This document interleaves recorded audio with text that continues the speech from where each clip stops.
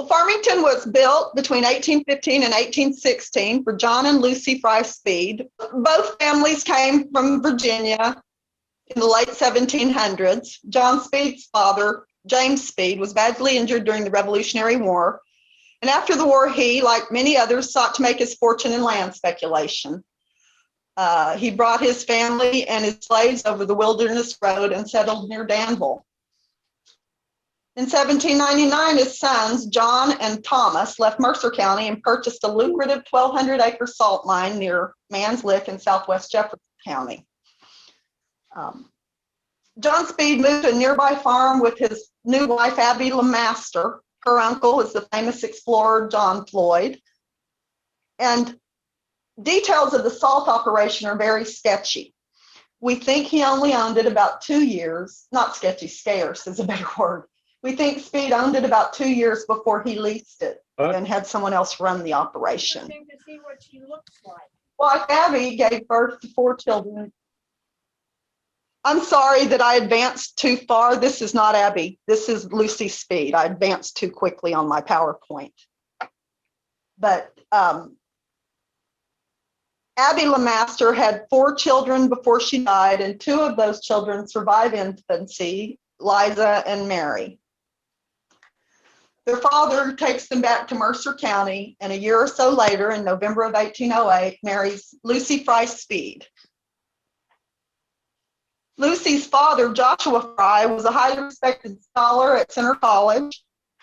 Her paternal great-grandfather, also Joshua Fry, was a professor at William and Mary College who tutored young Thomas Jefferson.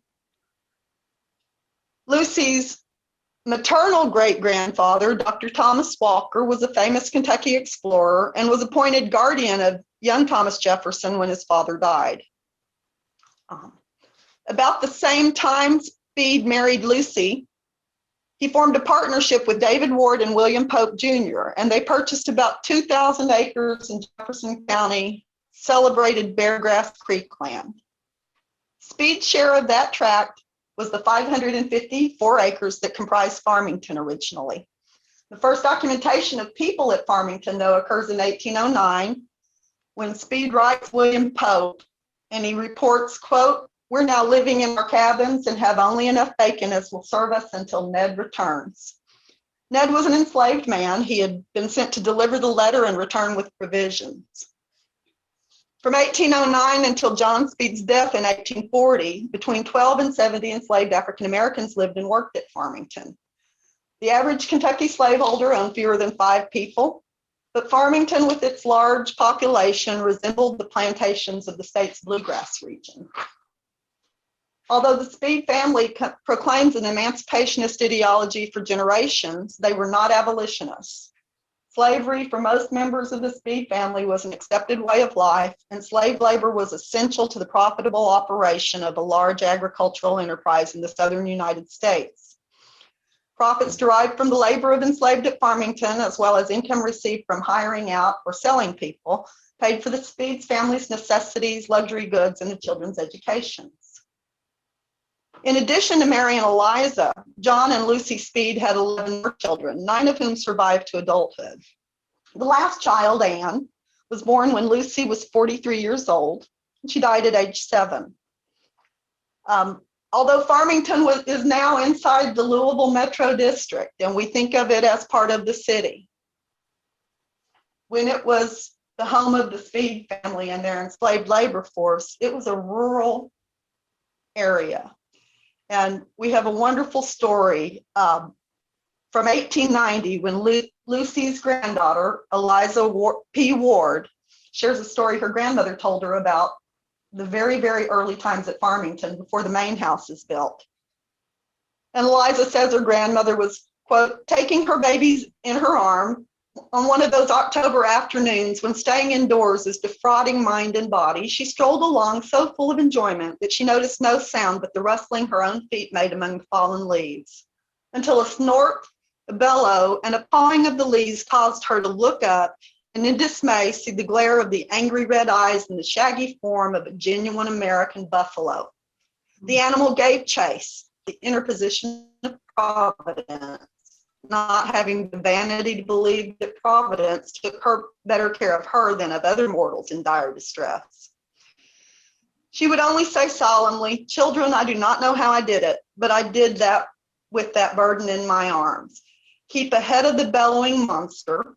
Reaching the cabin door, there was no time even to open the door, so that my fright taught me to spring up the outside ladder, which led to a room in the loft. It's hard to imagine Buffalo at Farmington in 2021, for sure, but our archaeologists proved that the cabin the Speed family lived in had a ladder that led to the loft." All of the Speed children were well educated. Mary and Eliza spent at least one term at Nazareth Academy outside Bardstown, and in 1816, when they were 16 and 11 respectively. And the second daughter, Martha, we know, attended the Female Eclectic Institute at Poplar Hill near Frankfort. Joshua attended school near Bardstown, and it's likely the other Speed sons did also. Of course, music was important at Farmington. We know that the eldest daughter, Mary, was an accomplished pianist. And we also know that in 1819, Anton Heinrich, a Bohemian composer and violinist, came to Farmington for about a year and a half to teach the children to play pianoforte, to compose, put on concerts. Eventually, John Speed bequeaths his pianoforte to Mary. But Heinrich was a Bohemian composer, and he was determined to create an American genre of classical music. He wrote The Dawning of Music in Kentucky, and that piece contains an ode to Lucy Speed, an ode to Farmington, an ode to Mary Speed, and a song entitled Eliza, I Must Leave Thee. Eventually, Heinrich ends up becoming one of the founders of the New York Philharmonic. By the early 19th century, Kentucky plantations reflected the elegant architecture of coastal Virginia. Construction on Farmington's Federal-style main house that started in 1815 again and completed in 1816 would have involved large numbers of enslaved African Americans, some of whom may have been skilled artisans, such as blacksmiths, carpenters, and masons. If Farmington bricks were made the way they are normally made on Kentucky plantations, enslaved men would have dug the tons of clay to form into those bricks, laid them to dry, and eventually probably laid them in the house. Kathy, if you can occasionally we see fingerprints in the bricks at Farmington. Kathy, if you can advance the screen when you I'm sorry? If you can advance the screen. I know you have a photograph of a buffalo and all that. Thank you. There we go.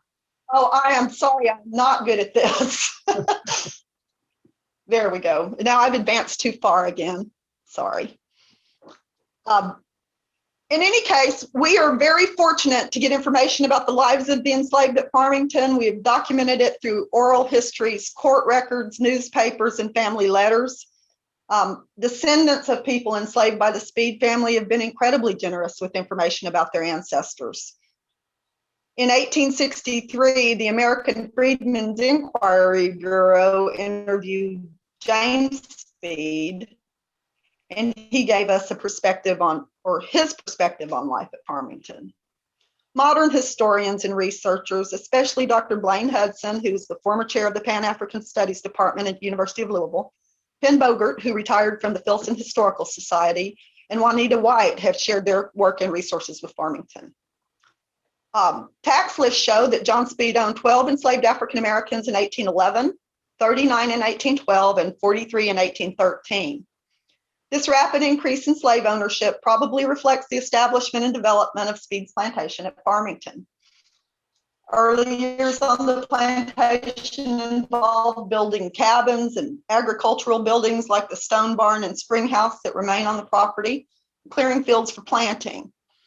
After 1813, the rate of enslaved people remained fairly stable for 5 years and can be explained by natural increase and decrease, again until 1818, when Speed's ownership of people increases from 49 to 62. A few years later, he reduces his workforce to 55. And these are fairly large numbers of people, but also probably reflect the instability of the agricultural market and the need to raise cash and labor. Enslaved men at Farmington were skilled farmers. The very early years of Farmington involved experimenting with tobacco and other crops that failed to make the profits Speed wanted. So he turns to hemp, a sisal fiber used to make paper, cloth, and rope in the 19th century, and Kentucky's primary cash crop. We'll see what happens in the 21st century with it. In any case, enslaved workers at Farmington turned Kentucky's hemp into twine and bags before it left the plantation. We had a rope walk and we had a hemp weaving barn. The farm also produced corn, hay, apples, pork, the typical vegetables, wheat, dairy products. And of course, the people who planted these fields also labored the rope walk and drove the wagons and took the products to market. In James Speed's interview with the Freedmen's Bureau, he tells us, quote, "It is very unusual for Negro women to labor in the fields in Kentucky anywhere," end quote. But I think we need a lot more evidence from other plantations during the time period to either prove or disprove his point. We know that enslaved women worked in the Oxmoor fields 20 years before Speed's interview. In any case, the fields are very different than the gardens and outdoor areas that were definitely the domain of women. Women were responsible for all dairy and poultry operations at Farmington. They milked the cows, drove them to pasture, made butter and cheeses. And we have evidence that the dairy products they created brought cash into Farmington. Enslaved women also bore children owned by John Speed, and only he decided if they would stay at Farmington with their mothers or be placed on the auction block. Rose, an enslaved woman, took berries and vegetables to market in Louisville and sold them. When Speed died, Rose, at age 24, was valued at $600 in Speed's probate inventory. She was the woman with the highest value. And that usually indicates a special skill, typically cooking, although only the price tells us that Rose had that extra skill. We don't really know what the skill was. We do know that in 1845, Lucy Speed, who had inherited Rose as part of her share of John's estate, emancipated Rose and her son Herod. By the mid-1850s, Rose has become literate and she's writing letters to Lucy's sister, Mildred Bullitt, at Oxmoor. In 1832, Speed's son Joshua moved to Springfield, Illinois, and opened a mercantile. In Springfield, Joshua became friends with a young lawyer and aspiring politician, Abraham Lincoln. The two young men became close friends and confidants despite deep political differences. Speed encouraged Lincoln's engagement to Mary Todd, another Kentuckian in Springfield. But when his father died in 1840, he returned to Louisville. Lincoln broke his engagement with Mary Todd and fell into a deep depression. His friends say his depression was so deep they removed his razor and took anything that he could harm himself with. Joshua invited Lincoln to Farmington, and Lincoln arrived in August of 1841. We think he was here about 3 weeks. It's the only time historians can place the future president fully participating in the lifestyle of the Southern planter elite, which he certainly would have done as Joshua's guest. We have sparse details about his visit. We know when he was here, he walked into Louisville every day to visit James Speed's law office and read his books. We know he played games with Joshua's eldest sister, Mary. At one point, he says he locked her in a closet to prevent her from committing assault upon him. Lucy Speed took an interest in her son's friend and gave him an Oxford Bible that he comments on in a letter he sends her after he becomes president. And one of Lincoln's earliest comments on slavery is found in a letter to Mary Speed, his thank you letter, after he returns to Springfield. And although he poses his statement just as a comment, he refers back to it in a letter to Joshua 20 years later and talks about the way that scene has affected his life. As president, Lincoln offered Joshua a cabinet position, which Joshua refused, but James Speed was appointed U.S. Attorney General in Lincoln's second administration and was likely present when Lincoln died. Both brothers worked to keep Kentucky in the Union and acted as counselors to Lincoln. Lincoln also appointed Philip Speed, another Speed son, as tax collector of the 3rd Collection District of Kentucky in 1862. I mentioned earlier that Lucy's sister, Mildred Bullitt, lived at nearby Oxmoor Farm, another hemp plantation, and certainly the largest farm in Jefferson County at that time period. There were siblings in the slave populations of both plantations also. When John and Lucy married, they received 3 people from Lucy's father, siblings Phyllis and Morocco, and their mother, whose name was not given. When Mildred married William Bullitt, they received Jenny from Joshua Fry. And Jenny is Phyllis and Morocco's sister. So we have sibling groups in both races on both plantations, and we can count multiple generations, the same number on both plantations. We have Phyllis and Morocco and their mother as 2 generations. Phyllis has baby Diana. Diana is given at birth to Mary Speed, although the legal transfer doesn't occur until 1840. But Diana's children then are the 4th generation of the family enslaved at Farmington. In 1840, when John Speed dies, Diana is about 20 years old. She's married to Ned and has children, Lydia and Eliza. Those children disappear from the record. And we had no idea about the fate of Diana's family until a fairly recent and remarkable discovery. And so now I'm going to brag on our friends at the Louisville Historical Society, and Jenny Cole specifically, who is collections manager there. She sent me an email with a really important discovery for us.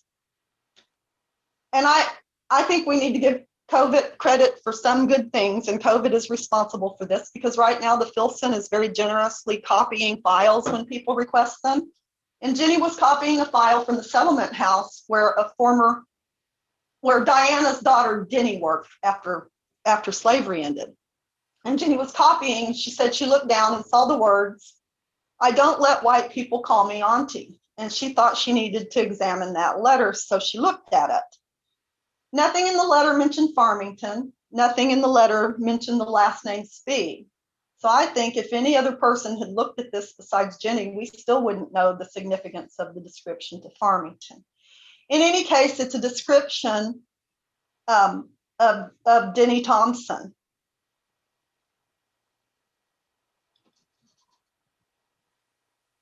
And Jenny wrote her master's thesis on James Speed, as I said earlier, put it together immediately. So this is a description of Denny written by a matron from the settlement house. Kathy, And if you can advance what Denny to tells the matron. if you can advance to Denny Thompson's photograph. I know you have a photograph of Denny. There we go. Thank you, Steve. I apologize to you all. I'm not There she used to is. these Zoom conferences, but I'll get better. This is Denny. She's one of the sisters of the mysterious 10 in this photograph. But after freedom, Denny's mother died. Well, I haven't told her this document that we found at the Louisville Historical Society tells us that Diana and her daughter Denny and a son Henry, who we'd not known about previous to this, successfully navigated the Underground Railroad to freedom 3 years before the war. So Denny was very small. Henry was small also. They moved to Indianapolis and stayed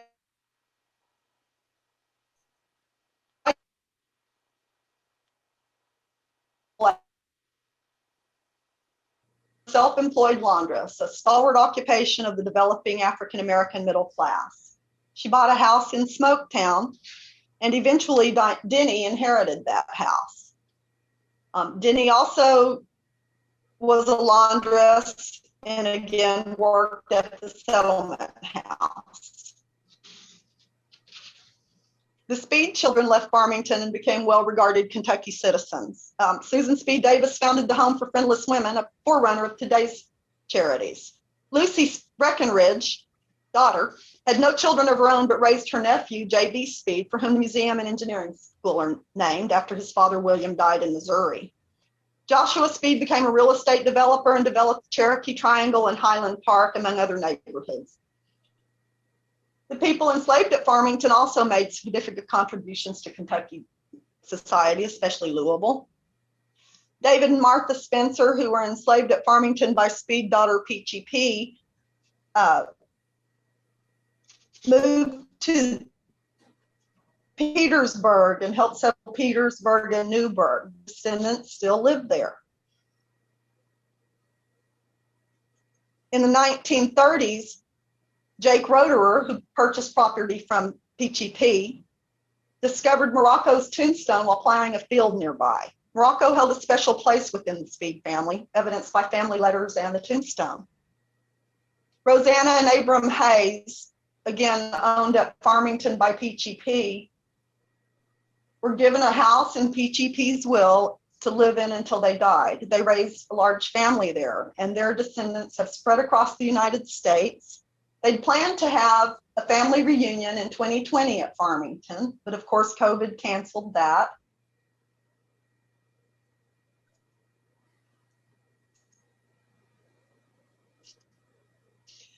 So this past week, we're listening about their elderly relatives. And just to sort of give you a trail of ownership of Farmington, John Speed owned Farmington until his death in 1840, at which point Lucy inherited the main house and 143 acres.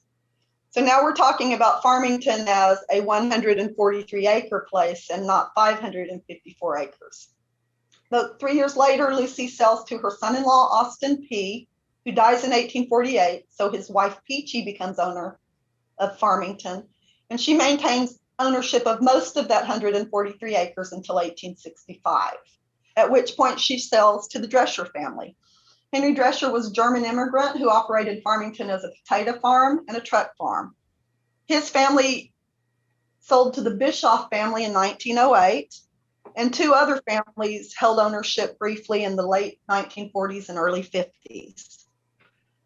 The Smith family, who were designers and architects, understood the significance of Farmington and started trying to restore the house. But Farmington had undergone years of benign neglect, and I think they probably realized pretty quickly that it was a major, major task.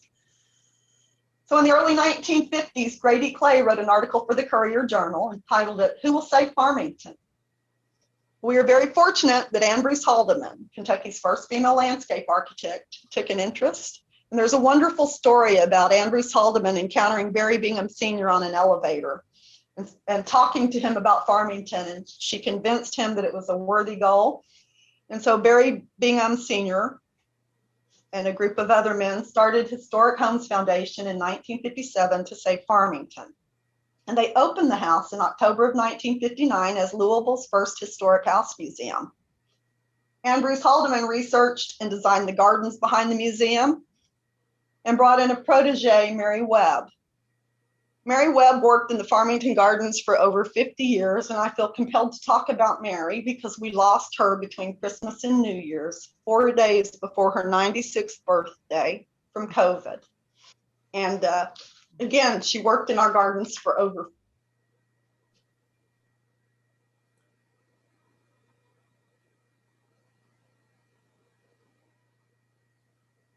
and generations of Louisville school children took home nails and horseshoes made by the Farmington blacksmith. In the mid-1990s, however, Farmington decided to interpret slavery, and it implemented an exhibit on slavery that was not well received. And I will tell you that I'm just now in the beginning stages of looking at the minutes and so forth, and have not had time to really assess it. But what I can tell you is that the upshot of that exhibit and the problems it caused created a board at Farmington that decided they would move forward and try to do a very good job of interpreting the history of the enslaved on this plantation. Excuse me. They hired Carolyn Brooks, who, along with an African-American advisory committee headed by Dr. Blaine Hudson, former chair of, again, Penn F. U of L, addressed the inclusion of the enslaved in the interpretation. Between 2000 and 2003, Farmington was fortunate to undergo a restoration of the interior, paid for by an anonymous donor. The donor has since reinterpreted many houses in Kentucky, offering a look at the wonderful and vibrant material culture that was available in the Commonwealth in the early days. And you can go to almost any historic site from the early 19th century in this area and see the results of this. We have really fabulous interiors in our museums. But Farmington was fortunate to be the first one they chose to do. In March 2003, the site dedicated a memorial to the enslaved at Farmington, done by local artist William Duffy, and it's placed so that every tour stops at the memorial on the way to the museum house. The 200th anniversary of Abraham Lincoln's death gave us a great opportunity to highlight Farmington state and nationally. And it's, of course, its most famous visitor to the site warranted a new exhibit and a refocused tour. At that point, the names of the enslaved went on the walls of Farmington's exhibit. You can advance the slide again, Kathy, perhaps. I'm sorry, this is David and Martha Spencer. Again, they were enslaved at Farmington by Peachy P. And Morocco's tombstone. It says, in memory of Morocco, the faithful servant of John and Lucy Speed and the friend of their children. Joshua and Fanny Henning Speed. And I mentioned earlier that that Peachy P sold to the Drescher family. The Dreschers sold to the Bischoffs. And now we can stay on this one. I feel fortunate to have returned in 2018. Things have been swimming right along. And all of a sudden we heard about a year ago about a weird little bug in China. And so we backed up and didn't know quite what we were going to do.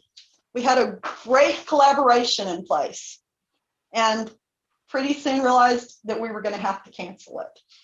But right now, Farmington, Locust Grove, Oxmoor Farm, and Riverside, the Farnsley Mormon Landing, are collaborating to bring Joe McGill's slave dwelling project back to Louisville, and originally planned to bring it back in May of 2020. Well, we quickly delayed that and decided we would do it in October of 2020. And then we realized that wasn't going to work either. So we scheduled it for October of 2021 and decided we would hold 2 Zoom events to lead up to it. And so in October of 2020, we held a Zoom conference engaging descendant communities that sold out. We have another one coming up in April, I think April 8th, and I'll send Steve a link to that to share with your membership if you all are interested. Great, thank you. But it's going to be a really interesting collaboration. Joe McGill says it's the only collaboration he's aware of by 4 different plantations that have no common ownership.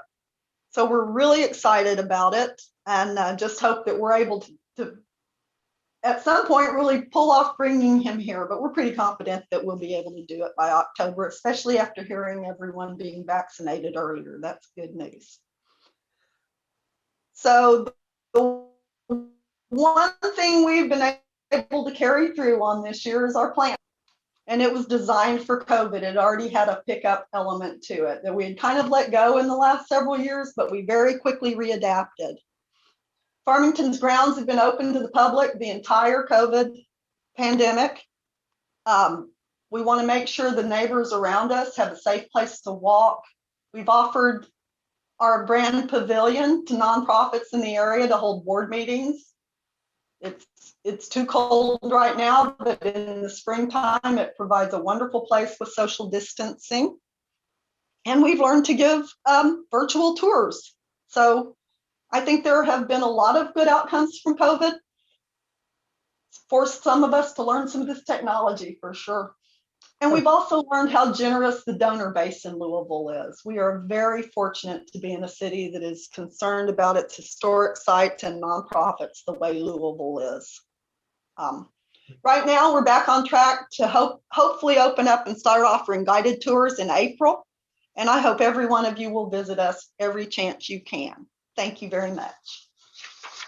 Well, thank you, Kathy. I'm going to try and unmute everyone in case anyone has questions. Folks, if y'all want to try and unmute yourself, you can do so. I'm not sure if I'm able to do that or not. I'm trying to unmute as we go along. Can anyone, is anyone unmuted yet? I'm No, I unmuted. unmuted. I am. I'm unmuted. I'm Okay, unmuted. well, if you have any questions, feel free to ask Kathy some questions if you have any. Steve, this is Martina Kunicki. I have a comment and not a question.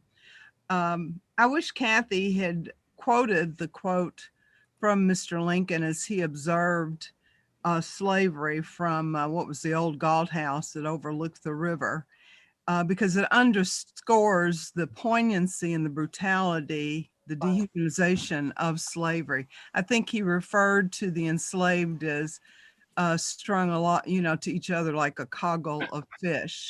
And so a lot of times when we describe places like Farmington, we take the edge off the brutality and the inhumanity of that system by referring to faithful servant and that sort of things. These people were servants by law in an unjust system. And so we don't want to soft pedal that at all.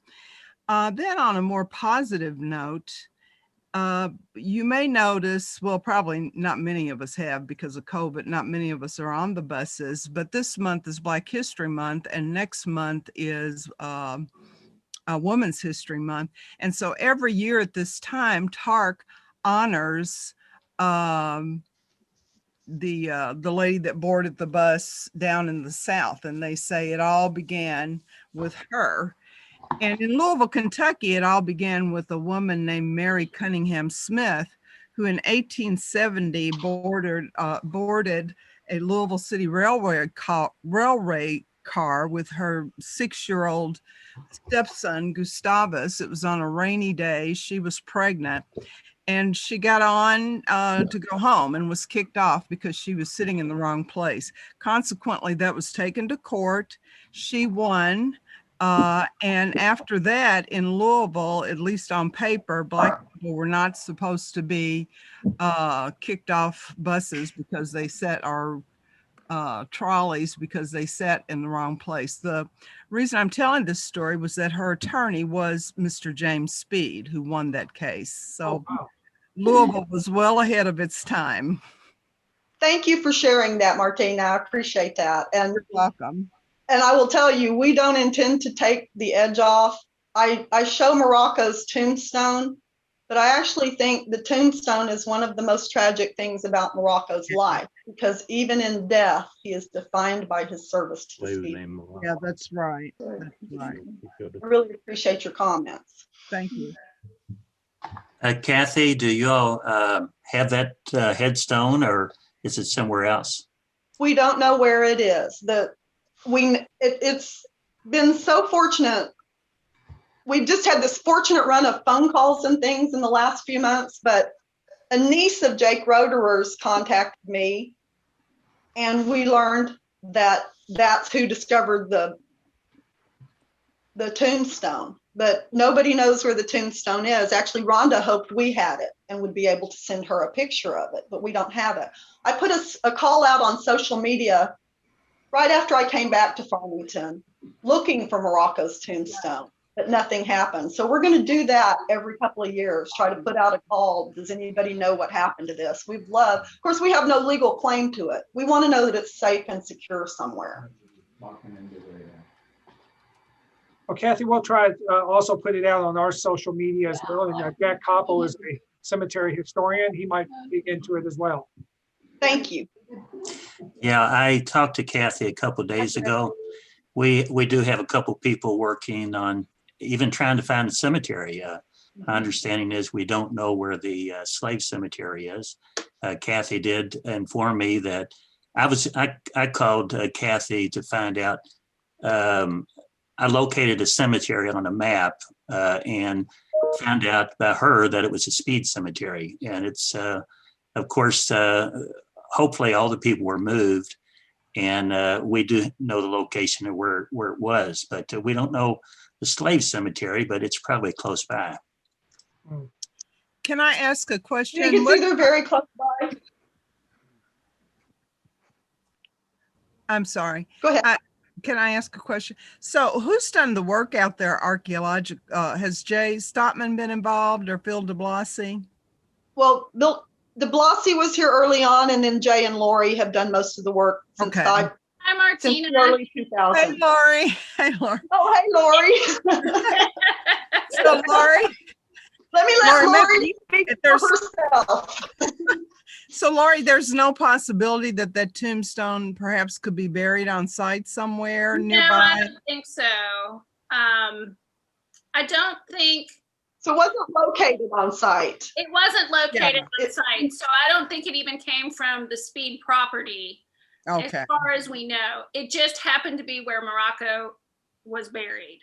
No, Okay. so it came from property that was once part of John Speed's 554 acres. Right, but it wasn't at the In the time. 1930s, when it was plowed, no one associated with the Speed family had any ownership land out here any longer. Okay. Okay. That's where the confusion lies. Okay. Now, about where the slave cemetery was, I would guess that it was probably relatively close to where the Speed Yes. cemetery I was. think. And I seriously Because- doubt they were moved to Cave Hill. I mean, not the Speeds. The Speeds Well- were, but the enslaved people who were buried near there, Yeah. they have, they may be lost. Yeah. We think because of, and I think the article is even more clear now. At Oxmoor, enslaved people are buried outside the walls of the Bullitt family cemetery. Right. I think that may have been the case here, especially because now we know approximately the field that it was found in, and that would have put it either a cemetery right next to the Speed family cemetery or in the walls around the Speed family cemetery. There's so much research we still need to be done. And unfortunately, like Lori said, the enslaved people were not reinterred, or we have no evidence of any being reinterred. Now, a lot of enslaved people were buried at Eastern after the end of the Civil War. Absolutely. But moving folks to East, that would have been a very unusual thing. Yeah. Yeah. I doubt they got moved. Yeah. In fact, descendant, is Cassandra C. on here? I haven't seen her. Okay. A descendant of David and Martha Spencer's, the wife of a descendant of David and Martha Spencer found his tombstone years ago somewhere along Poplar Level Road in a cemetery that has since just disappeared. Oh, no. And yeah, so that is probably more typical of what happened to most of the enslaved cemeteries, Yeah. quite frankly. Yeah. Kathy, I have a question. This is Jessica Stavros on the line. How are y'all doing? And full disclosure, I used to be an employee at Farmington a long time ago, but the very first day I was on site, I met Cassandra C. And so I've always remembered and thought how amazing it was that the descendants of the enslaved were part of telling the stories at Farmington, and how incredible that was. My question is, knowing how connected the families were between Farmington and Oxmoor Farm, and especially in the last year with the Reckoning podcast that came out, have the descendants of the enslaved families been as involved at Oxmoor Farm, do you know? Or what are the plans, I guess, moving forward with not the one historic site, but both? I don't really feel comfortable speaking for Shirley or for Sure, Kim, sure. but I know that they are very dedicated to learning about the history of the enslaved, and partially because of the Reckoning have really been able to engage people. They intend to tell an honest story. And as you know, I think Shirley worked here when you worked here, didn't she, Jessica? She sure did. So, and full disclosure, Jessica is now a board member at Farmington. I was like, So we're hi. glad to have her. Yay! Well, it's But we plan to collaborate every chance we get. There are too many similarities and too much we can learn from each other and help each other with. And could you speak a little bit about the slave dwelling project, about the effects? Absolutely. Joe McGill's nationally acclaimed slave dwelling project. Joe McGill goes to different sites where enslaved people lived and were held, and he spends the night, brings in the community around him, and engages in discussions about slavery, past and the impact on the present. And it's been endorsed and acclaimed throughout the United States, and we're really excited about it. So that will happen in October, is that correct? Well, he'll be in town in October. We're going to have a Zoom presentation in April. Okay. And I'll make sure we send you links every time we send out an advertisement for it. Great. Anyone else have any other questions? I do. I remember as a student at St. Raphael, we would go over there and take field trips at Farmington. And were there not Indian raids somewhere? Where in the back of my mind, I thought there were Indian raids there when it first was being settled. So, is that correct? That's one of the myths that we are really trying to overcome. We find no documentary evidence of it, but there are stories replete, but we can't document any of them. And by the time the Speed family moved here, the Native American problem had been removed from Kentucky. It was already 1809. So may I ask who was the speaker from St. Raphael, who went to St. Raphael? I can't see anybody. We don't have the grid on. That was Drew Schreier. Drew Schrock. Oh, okay. Thank you. You're Didn't welcome. know you. I taught there. I didn't know you.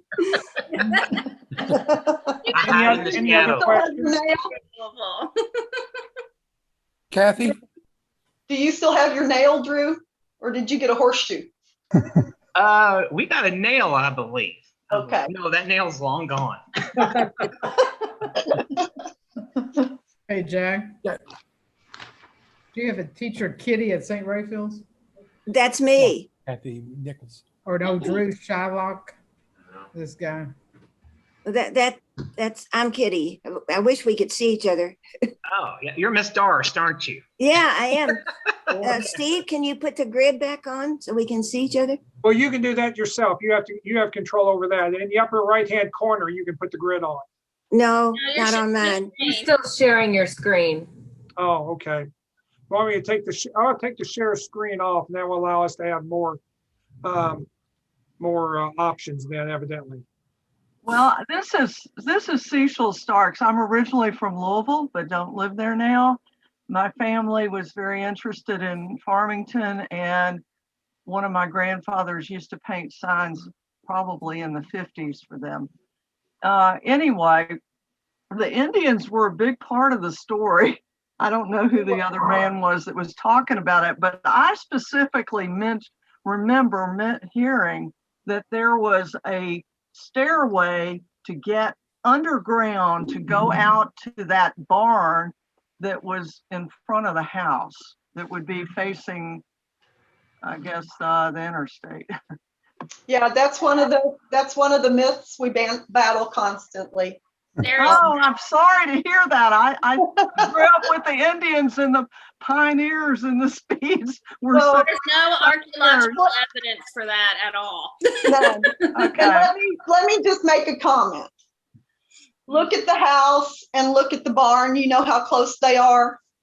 Don't you think Native Americans were smart enough to look in the barn? They probably wanted the horses more than they wanted the Speeds anyway. If that was a situation here.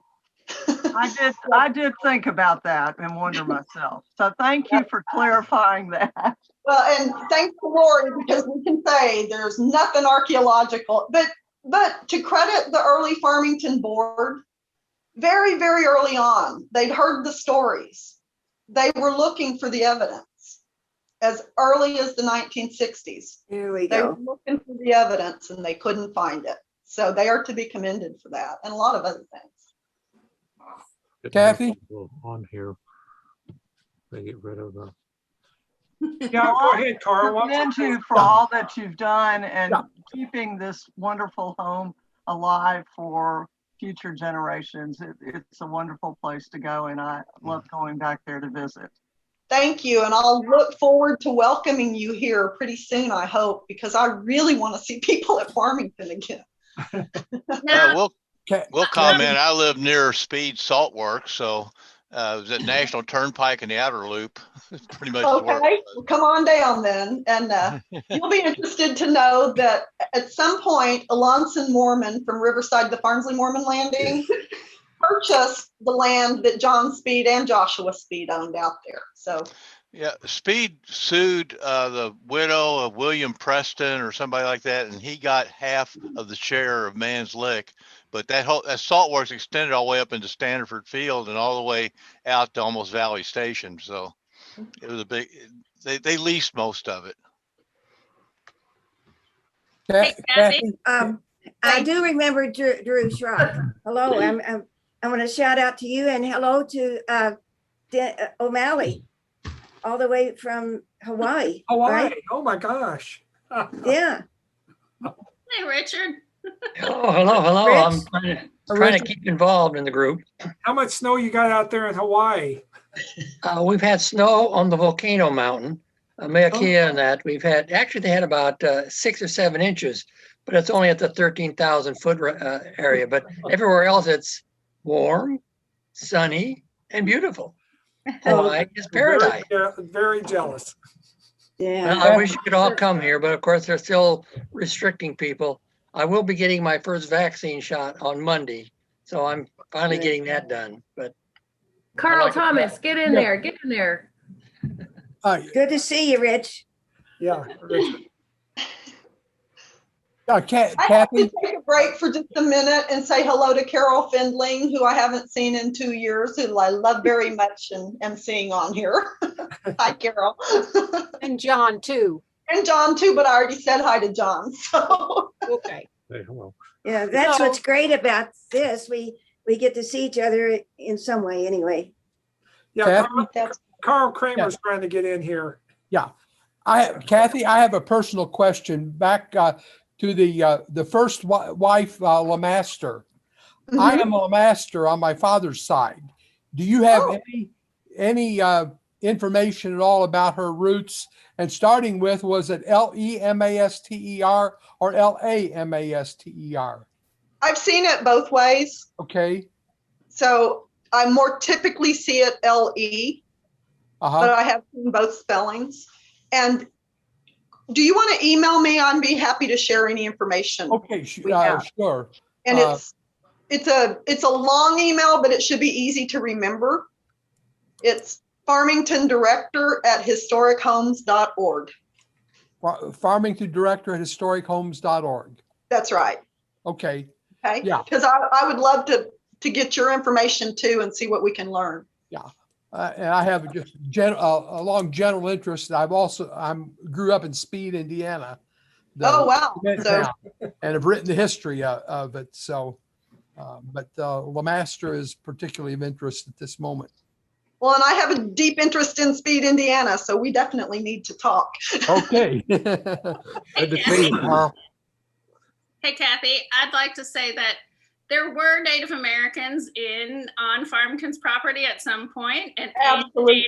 is on here, did the archaeology and found some of that. We don't have a lot of evidence for permanent settlement near the spring, as far as I know, I don't remember anything right there. Back in the orchard, I remember finding projectile points back in that area. Right. But I certainly, they're in the late prehistoric period. I don't know that they would even extend a contact period or not. Right. Okay. Exactly. Archaeologically we find a flakes and things like that, but not an outrageous amount. So. Thank you both. All right, great job. I feel like my little trip was worth it back in the 1970s. Come back in 2021. That's I wish I could today. Kathy, I have one more question about Anton Heinrich, because Anton Heinrich was the music tutor for the girls. Mm-hmm. He's an amazing character. And I think I remember, because we'd only learned a little bit and I left before we found anything else out. So I wanted to know, I remember distinctly that he was buried in the Audubon family plot. No. No?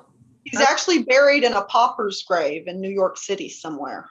I wondered if he and John James Audubon met through.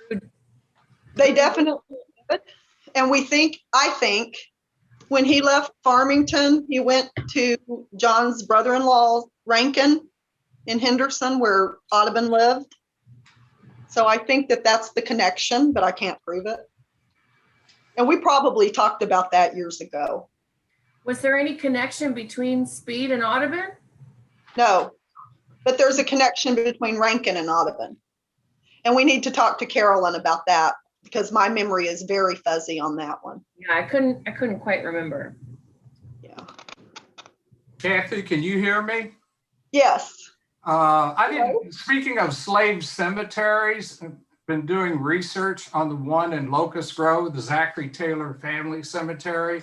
And I don't know if you know that in working with the Veterans Administration, because it's a national military cemetery, the Taylor family plot and the slaves buried next to them are within it. And we got approval to put up a historical marker recognizing the slaves for the first time within the cemetery. It's in the bureaucracy of the Veterans Administration now. I don't know what's going on, but we've been trying to research who the slaves were. There was a paper written in the 20s or 30s about the superintendent of Zachary Taylor National Cemetery, about the slaves buried there. So I'm just giving you and the slave cemetery experts online that information, that's an ongoing project. That's wonderful that you were able to get that accomplished. The sign isn't there yet. Yeah, but it will be. Well, this has been an excellent LHL Zoom meeting. We've learned a lot today. Thank you very much, Kathy, and everyone who participated today. And again, the next Zoom meeting will be on March the 21st on the 1890 cyclone. Sean Heron, who I think is on board here somewhere today, will be giving that presentation. But thank you very much, Kathy. This worked out very well, and we did record it, and we'll put that up on our YouTube channel here in the next day or so. Well, thank you for the opportunity. It was really nice to meet with you all today. I appreciate it. Thank you. Thank you very much, Kathy. Wonderful. Bye.